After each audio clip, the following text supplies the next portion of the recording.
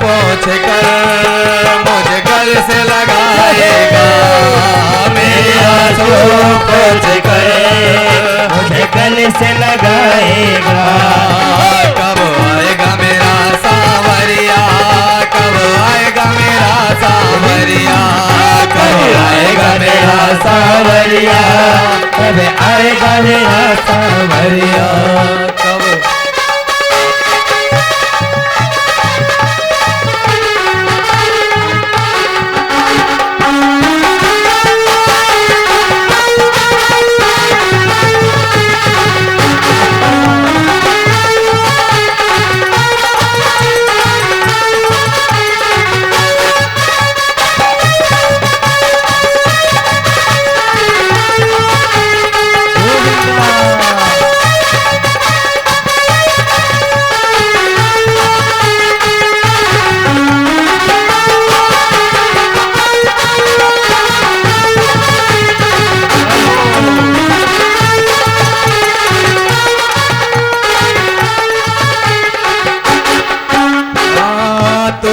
से उम्मीद मेरा तुझे ही सहारा है, निर्बल गरीब हूँ मैं कोई ना हमारा है। तुझे से उम्मीद मुझे तेरा ही सहारा है, निर्बल गरीब हूँ मैं कोई ना हमारा है। कब तक बहलाएगा, कब तक तड़ पाएगा, कब तक बहलाएगा, कब तक तड़ पाएगा।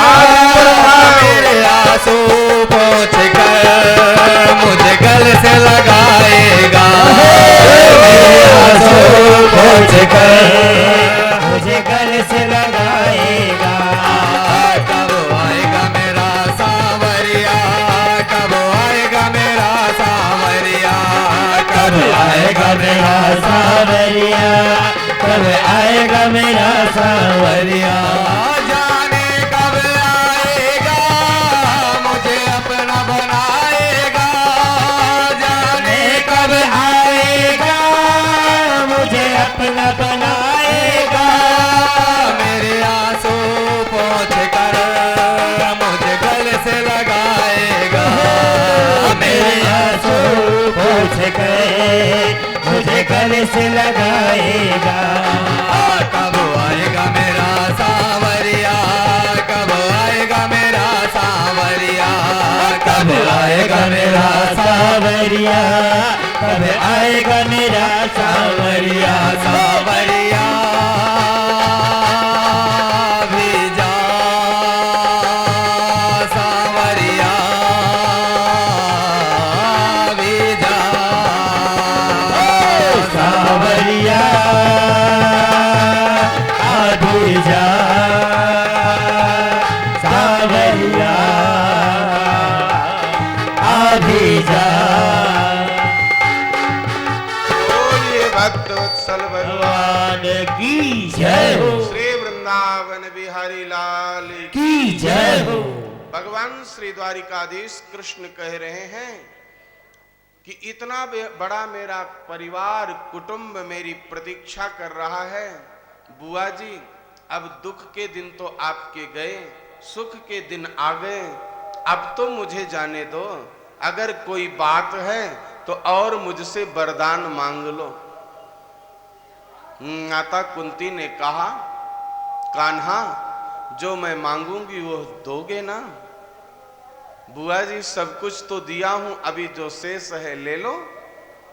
बोले पहले वचन दो कि वही दोगे। वचन दे दिया। माता कुंती ने कहा, गोविंद यदि देना है तो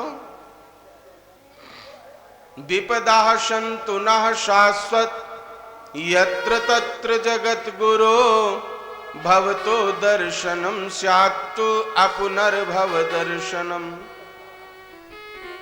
हे कान्हा, मुझे देना है तो शाश्वत विपत्ति दे दो। विपत्ति मेरा साथ कभी न छोटे।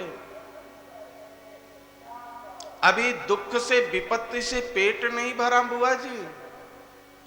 बोले आपकी दृष्टि में वो दुख लग रहा होगा, लेकिन मेरा गोविंद जिस दुख में मेरे साथ था वही मेरे लिए सुख था। जिस सुख के प्राप्त होने से मैं प्रभु से दूर चली जाऊं, वो सुख मेरे लिए सुख नहीं है। विपदो नैव विपदा संपदो नैव संपदा,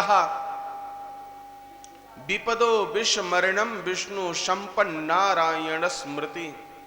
विपत्ति विपत्ति नहीं है, संपत्ति संपत्ति नहीं है, प्रभु को भूल जाना ही सबसे बड़ी विपत्ति है और प्रभु को याद रखना ही सबसे बड़ी संपत्ति है। मुझे विपत्ति दो जिस विपत्ति के कारण आप हर क्षण मेरे साथ रहते हो। भगवान मुस्कुराते हुए, माता देवी कुंती को प्रसन्न करते हुए, पांचों पांडवों से हंसी ठिठोली करते हुए कृष्ण करुणा निधान ने कहा, देखो अब जाते समय रोना गाना छोड़ो, थोड़ा मुस्कुराते हुए और हमें विदा करो। पांचों पांडव मुस्कुराए। माता कुंती, देवी द्रौपदी प्रभु का अभिवादन करके और जब अपने निज कक्ष में प्रवेश करने लगी, ठाकुर जी का रथ दौड़ पड़ा द्वारिका के रास्तों की तरफ। इतने में ठाकुर जी जोर जोर से रोने लगे। प्रभु के रोते हुए मुखमंडल को देख करके युधिष्ठिर ने कहा, अभी तक तो आप हमको रोने से मना कर रहे थे, अब आप क्यों रो रहे हो कन्हैया? बोले यही मेरे अंदर सबसे बड़ी कमी है। जब मेरा भक्त मुस्कुराता है तो मैं मुस्कुरा देता हूं, जब मेरा भक्त रोता है तो मैं रो देता हूं। मैं अपने भक्तों का दास हूं, सेवक हूं, और सेवक का सुख स्वामी के सुख में होता है। मेरा स्वामी दुखी हो, मैं ऐसा सेवक नहीं हूं कि मैं सुख मानूं। मेरे लिए रुदन कर रहे हैं इस समय परम भागवत पितामह भीष्म। वो इस समय मेरे लिए रो रहे हैं, जिनको मैंने गोदी में उठाया, चलना सिखाया, कंधे पर बैठाया, उन्हीं अपनों ने मुझको सरसैया पर सुलाया। संसार मुझे भूल गया। हे सर्वेश्वर श्री कृष्ण, क्या तुम भी मुझे भूल चुके हो? यदि इस दास के ऊपर थोड़ी सी भी कृपा है तो मुझे और कुछ नहीं चाहिए। मेरा सांवरा निकट हो, जब प्राण तन से निकले। मुझे संपत्ति, ऐश्वर्य, वैभव, कृपा, अनुग्रह कुछ नहीं चाहिए, केवल आप चाहिए। मैं इस दुनिया से जब जाऊं तो मेरी आंखों के सामने मेरा प्रभु हो। प्रभु का रथ महाभारत के युद्ध क्षेत्र की तरफ बढ़ चला, जहां पर सरशैया पर 6 महीने से पितामह भीष्म मृत्यु की प्रतीक्षा कर रहे थे। ठाकुर जी को नेत्रों से प्रणाम किया है।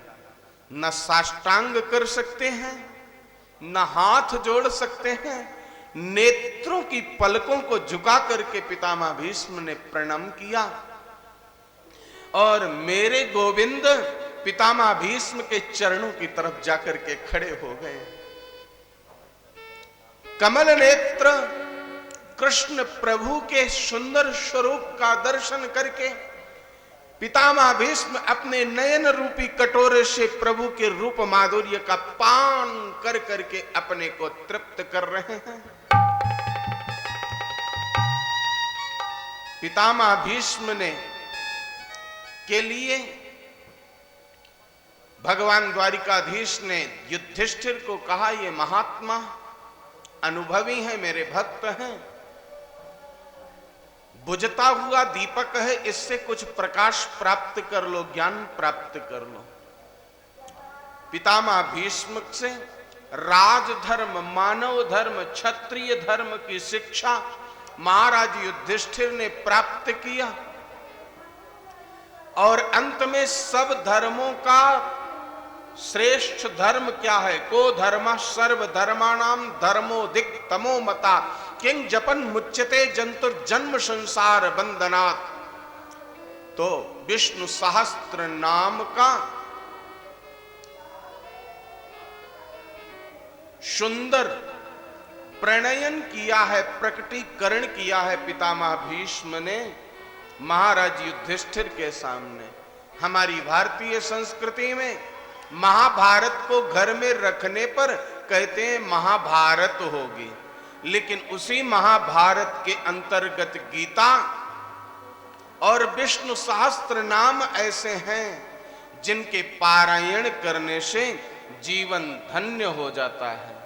पीछे 10-12 कुर्सियां लगवा दो पीछे साइड में और यहां बैठ जाना आगे। जब सुंदर उपदेश प्रदान कर रहे थे पितामह भीष्म, सच्चा क्षत्रिय वो है जो एक अबला नारी की रक्षा करने में अपने प्राणार्पण कर दे, लेकिन अबला की लज्जा न जाने दे। द्रौपदी खिलखिला करके हंस पड़ी।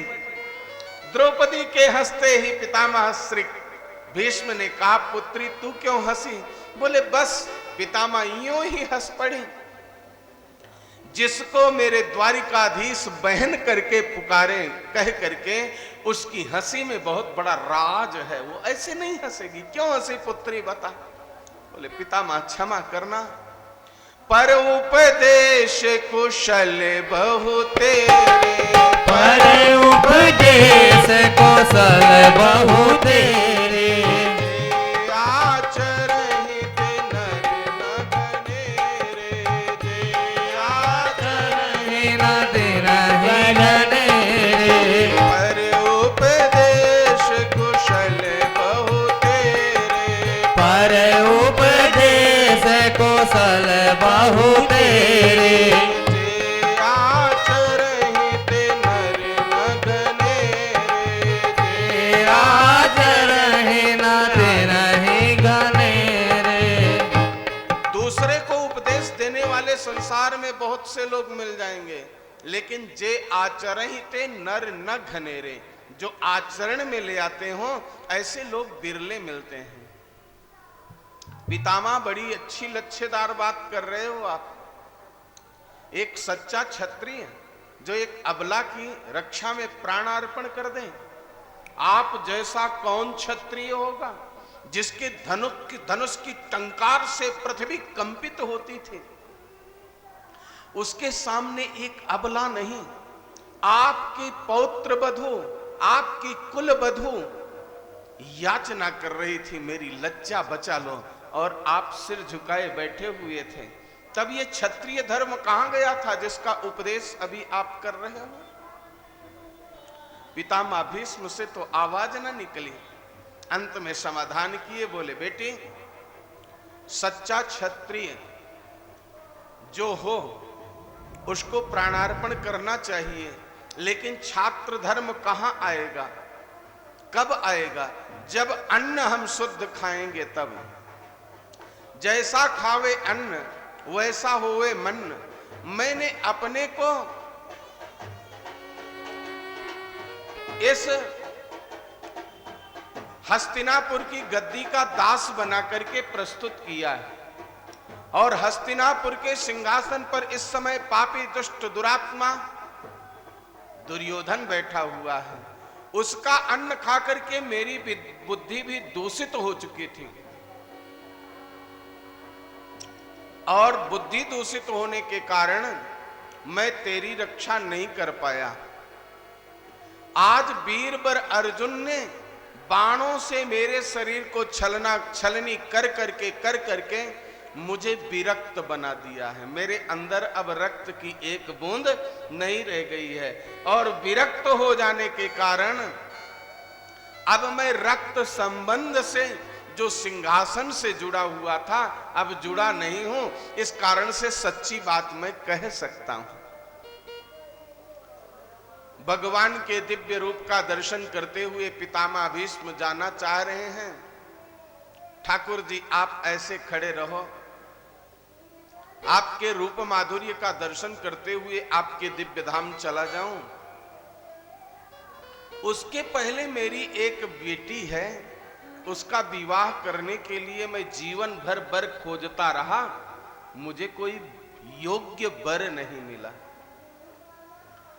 पितामह भीष्म के बेटी थी, आपने कहीं सुना?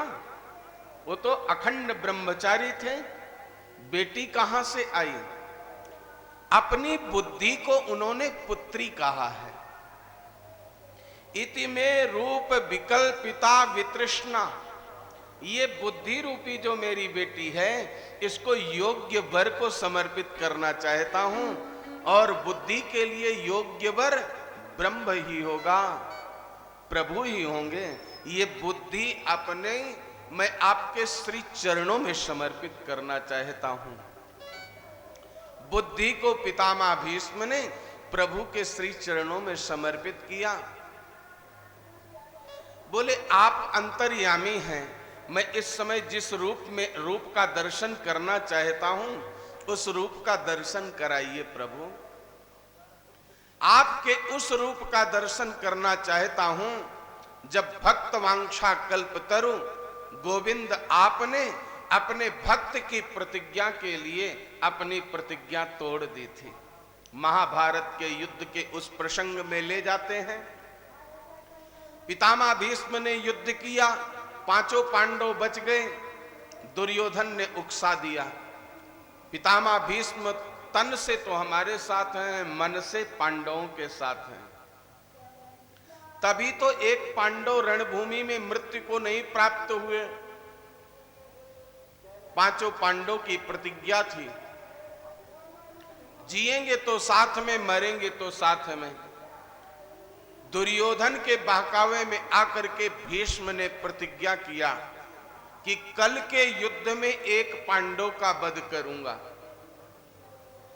युद्ध समाप्त हुआ, पांचों पांडव जाकर के सो गए।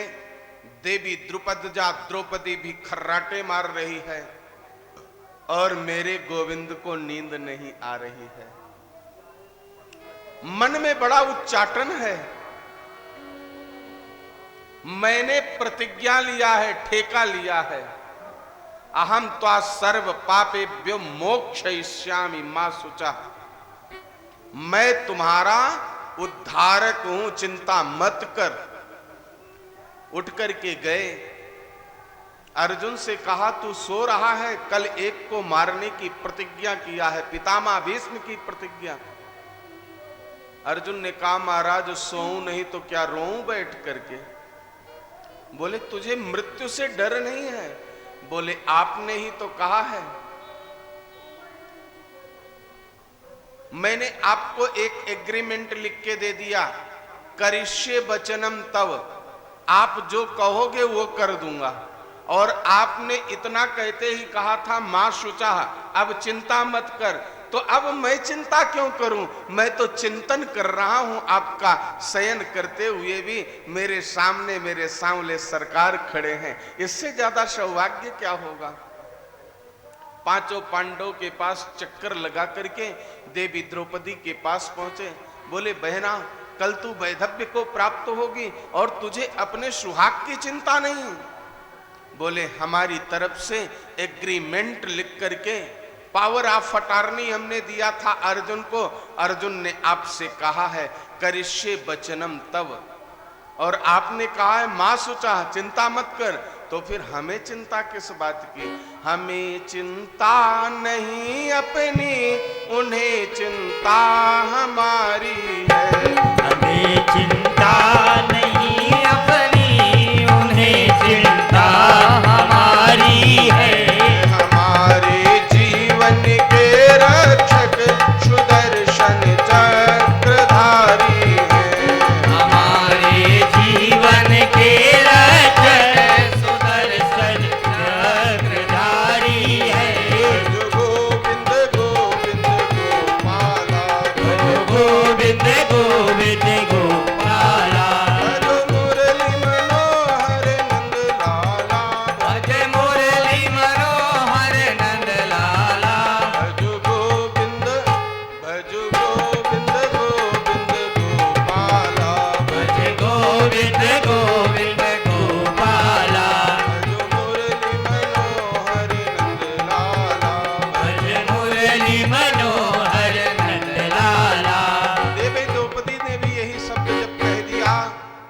भैया बड़े दुखी हुए। बोले तो एग्रीमेंट के हिसाब से करिष्ये वचनम तो लिखा है, जो मैं कहूंगा वो तो करोगे ना तुम सब। बोले उसमें तो मनाही कब है। तो बोले फिर अपनी संदूक से एक साड़ी निकालो और मुझे दे दो, मैं पहन करके जहां ले चलूं वहां चलो। द्रौपदी ने कहा जहां ले चलोगे वहीं मैं चलूंगी, जहां नाथ रखते वहीं मैं रहूंगी। गोविंद ने साड़ी पहना है, नारायण आज नारी बन गए, देवी द्रौपदी को साथ लिया है, पहुंचे हैं पितामह भीष्म के कक्ष में। दिन भर का हरा थका वो वृद्ध योद्धा मन से कब चाहता था पांडवों का वध करना, लेकिन क्या करता। रात्रि का प्रथम प्रहर व्यतीत होने को है और उसी समय दुर्योधन की पत्नी प्रतिदिन पितामह भीष्म को प्रणाम करने आती थी। पितामह भीष्म उसको सब वरदान देते थे, लेकिन अखंड सौभाग्यवती भव का वरदान नहीं देते थे। कृष्ण ने बहुत समझाया, जाना अंदर देवी द्रौपदी लंबा घूंघट काढ़ करके निकाल करके, और जब तक अखंड सौभाग्यवती भव का वरदान न मिल जाए तब तक पितामह भीष्म के चरणों से अपना शीश मत उठाना। गोविंद छिप करके खड़े हैं, देखा देवी द्रौपदी की पादुका बगल में है। अगर कोई सेवक आ गया तो संदेह उत्पन्न हो जाएगा, क्योंकि पितामह भीष्म के कक्ष में द्रौपदी दुर्योधन की पत्नी अकेले आती थी। ये कौन है? और यदि मेरा भेद खुल गया तो फिर जो मैं चाहता हूं वो नहीं हो पाएगा। इसलिए देवी द्रौपदी की चप्पलों को, पादुकाओं को धीरे से उठाया करुणानुधान श्री कृष्ण ने, और अपने साड़ियों के बीच में, पीतांबर के बीच में बड़े जतन से संभाल करके कांख के बीच में छिपा लिया। द्रौपदी प्रविष्ट हुई, पितामह भीष्म के चरणों पर अपना मस्तक रख दिया। पितामह भीष्म ने सोचा ये दुर्योधन की पत्नी आई है, खींच करके क्रोध में बोले, जा बेटी अखंड सौभाग्यवती भव।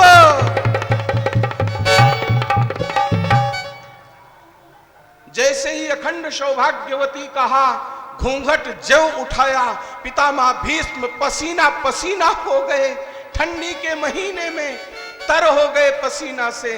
पितामह भीष्म के सामने खड़ी द्रौपदी ने कहा, पितामह बताइए, युद्ध की समाप्ति पर जो प्रतिज्ञा किया था एक पांडव का वध करूंगा, वो प्रतिज्ञा पूर्ण होगी। जो अभी आशीष दिया है आपने, ये आपका वचन पूर्ण होगा। यदि एक पांडव मरेगा तो पांचों मरेंगे, और पांचों मर गए तो पांचाली कैसे सौभाग्यवती रहेगी।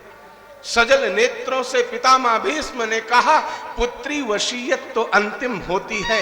जो अभी पितामह भीष्म ने कहा यही वचन सत्य होगा, लेकिन ये बुद्धि देने वाला वो कहाँ है बांके बिहारी? उसके पास लेकर चल, मैं उसके चरणार बिंदों में ये मस्तक तो रख दूं गर्व भरा हुआ, जिसने उनके भक्तों का प्राण लेने की प्रतिज्ञा किया था। मैं भी तो यही पड़े पड़े बिस्तर में मना रहा था, हे नटवर नागर नंद किशोर, कुछ लीला करो। लीलाधारी, ये पितामह भीष्म की प्रतिज्ञा रह जाए अधूरी और बच जाए पांडवों के प्राण। मैं उनको प्रणाम करना चाहती हूँ। पितामह भीष्म को पकड़ करके जब ले आई द्रौपदी, नारी के वेश में खड़े हुए नटवर नंद किशोर की पकड़ करके साड़ी को ज्यों खींचा, देवी द्रौपदी के चप्पल नीचे गिरे। पितामह भीष्म कराह उठे, धन्य हो गोविंद, धन्य हो वांछा कल्पतरु, आप अपने भक्त के प्राण रक्षार्थ पादुका भी उठाने में संकोच नहीं करते हो। मेरे जैसे हजारों भीष्म प्रतिदिन प्रतिज्ञा करते रहे, तब भी पांडवों का बाल बांका कैसे होगा। प्रणाम किया प्रभु को, बोले हे बांके बिहारी, एक अर्ज मेरी भी सुन लो। मेरी बिगाड़ दिए तो तुम्हारी भी बनने नहीं दूंगा। कल सुबह वो तमाशा करूंगा कि संसार याद रखेगा। प्रभु मुस्कुराए, बोले मेरी एक बार नहीं, एक बार 1000 बार बिगड़ जाए, मेरे भक्त का नहीं बिगड़ना चाहिए। प्रातः काल हुआ, पितामह भीष्म ने कहा रात गई बात गई, अब प्रातः काल की प्रतिज्ञा सुनो। तो लाजो गंगा जननी को शांतन शुद्ध न कहाऊं, आज युद्ध में हरि जो शस्त्र न गहाऊं। कृष्ण की प्रतिज्ञा थी, महाभारत के युद्ध में शस्त्र नहीं उठाऊंगा। और वीरव्रती दृढ़व्रती पितामह भीष्म ने प्रतिज्ञा किया, शांतनु की संतान नहीं, गंगा का पुत्र नहीं, यदि आज के युद्ध में योगेश्वर श्री कृष्ण को शस्त्र उठाने में बाध्य न कर दिया। इतना भयंकर युद्ध किया महाराज, अर्जुन को बाणों से छलनी कर दिया, रथ टूट करके छिन्न भिन्न हो गया। एक बाण आकर के अर्जुन के जैसे ही वक्षस्थल पर लगा, अर्जुन ने कहा हा कृष्ण। प्रभु अपनी प्रतिज्ञा भूल गए, टूटे हुए रथ की पहिया को लेकर के दौड़ पड़े। पितामह भीष्म ने अस्त्र शस्त्र छोड़ दिया, बोलिए आइए कृष्ण आपका स्वागत है। भगवान लज्जित हो गए, प्रतिज्ञा टूट गई है और रथ के पहिया को वहीं पर पटक करके और मस्तक झुकाए हुए भगवान आज भक्त के सामने खड़े हैं। प्रबल प्रेम के पाले पड़कर, प्रबल प्रेम के पाले पड़कर, प्रभु को नियम बदलते देखा, प्रभु को नियम बदलते देखा। अपना मान टले टल जाए, अपना मान तले तल जाए, भक्त का मान न टलते देखा, भक्त का मान न टलते देखा। गोविंद गोविंद गोपाला, ओ गोविंद गोविंद गोपाला, भजो मुरली मनोहर नंदलाला, ओ मुरली मनोहर नंद लाला। भजो गोविंद गोविंद गोपाला, भज गोविंद गोविंद गोपाला,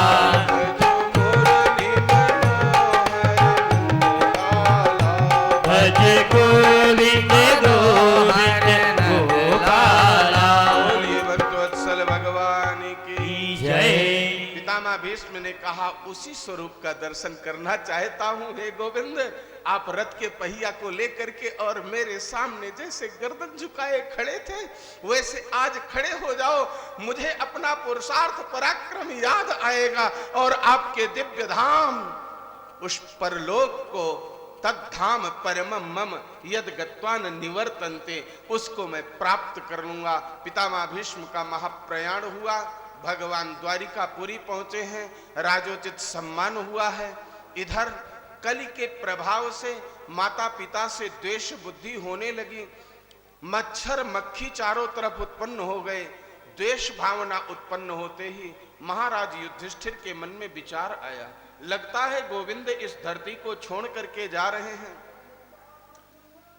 वो अभी तक धृतराष्ट्र और गांधारी की सेवा करते थे, उनको अपना मानते थे। आकर के विदुर जी ने बहुत धिक्कारा है, धृतराष्ट्र को अभी भी जीने की इच्छा है। तो उस युधिष्ठिर के टुकड़ों पर पल रहा है जिसको मारने के लिए हर एक कुचक्र में तुम साथ थे, तुम योजना में अपनी सहमति व्यक्त कर चुके थे। तुम्हें अभी जीने की इच्छा है? जब मर्म वचन को बोला विदुर महात्मा ने तो रात्रि में दोनों अंधी अंधा चुपचाप चले गए और योगाग्नि के द्वारा मृत्यु का वरण करते हैं। महाराज युधिष्ठिर को शोक हुआ, सिंहासन पर बैठे हुए राजोचित धर्म का पालन कर रहे हैं, कलयुग के आगमन के कुछ संकेत मिल रहे हैं। इधर पौत्र रत्न की प्राप्ति हुई, परीक्षित नरेंद्र का प्राकट्य हुआ। छठे दिन उनका जब जन्मोत्सव मनाया जा रहा था, छठ देवी की पूजा की जा रही थी। ब्राह्मणों को बुलाए, इनका भविष्य कहिए। ब्राह्मणों ने कहा यह बालक बड़ा यशस्वी है, इसके दो नाम हैं, भगवान विष्णु के द्वारा प्राणों की रक्षा हुई, इसलिए इनका एक नाम तो विष्णु रात है। और दूसरा, जिसको इन्होंने मां के गर्भ में देखा था उसी को बाहर निकल करके ढूंढ रहे हैं। परितः इच्छति इति परीक्षिता, अपने चारों तरफ जिसको मैया के गर्भ में देखा उसी को देखने की इच्छा प्रकट कर रहे हैं, इसलिए परीक्षित इनका नाम पड़ा। बोलिए परीक्षित महाराज की।